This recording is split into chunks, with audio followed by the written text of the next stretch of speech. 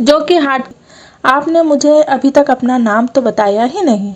वह बोला, मुझे अजय मोदी कहते हैं, आप सिर्फ मोदी भी कह सकती हैं। मैं अभी आती हूँ, कहकर वह अंदर गई। पल भर में वह ट्रॉली धकेलती हुई आई। उस पर केक सजा हुआ था। देखकर अजय को ताज्जुब हुआ।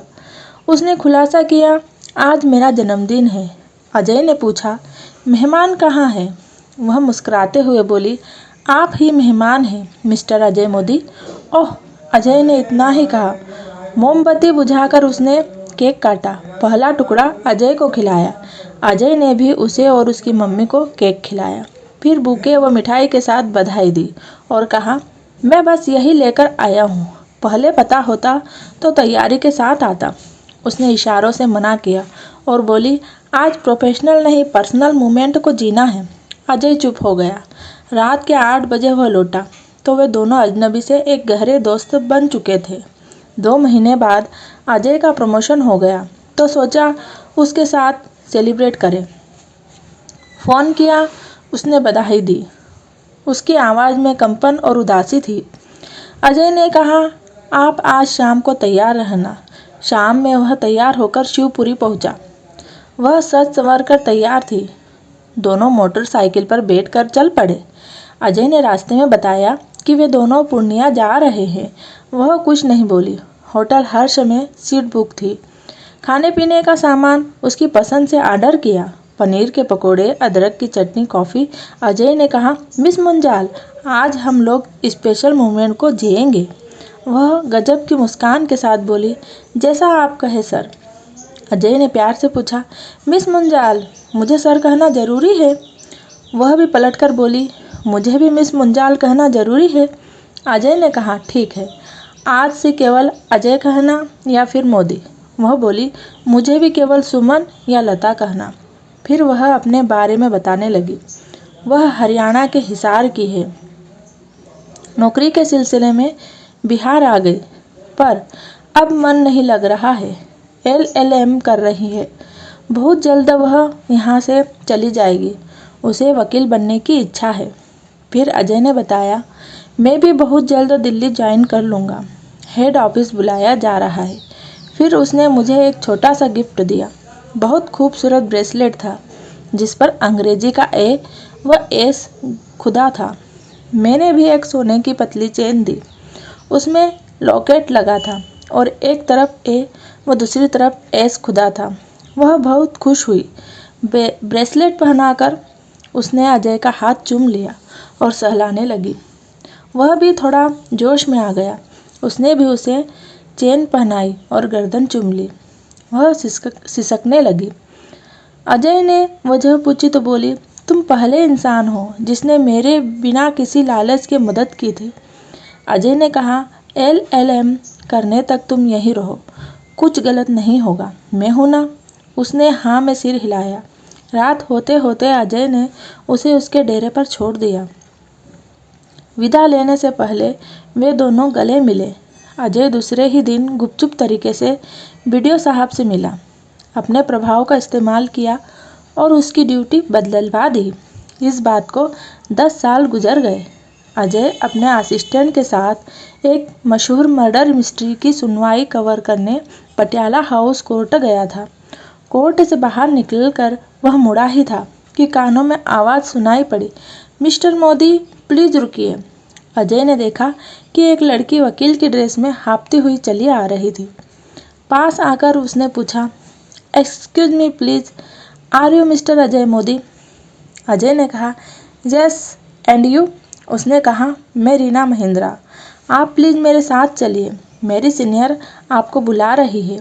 अजय हैरान सा उसके साथ चल पड़ा। पार्किंग में एक लंबी नीली कार खड़ी थी।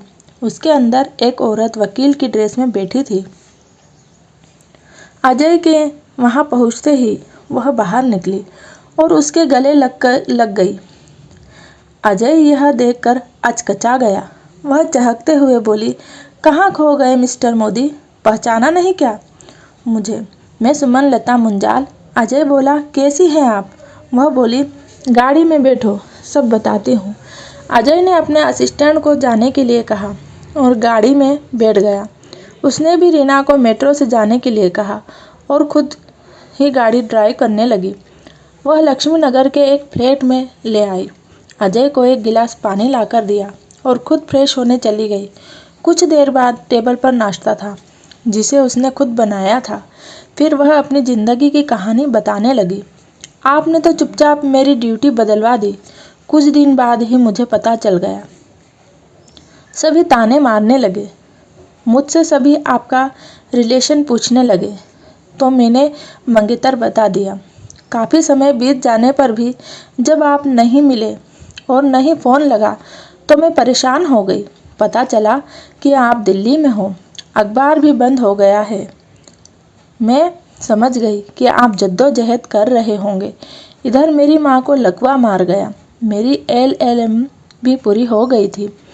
उस नौकरी से मैं तंग आ चुकी थी।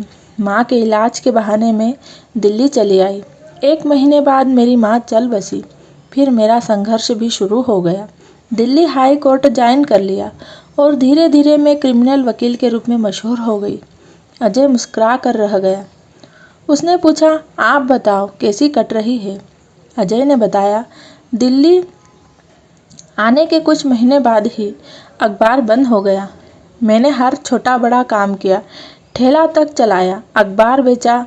फिर एक दिन एक रिपोर्टिंग कर एक अखबार को भेजी और उसी में मुझे काम मिल गया।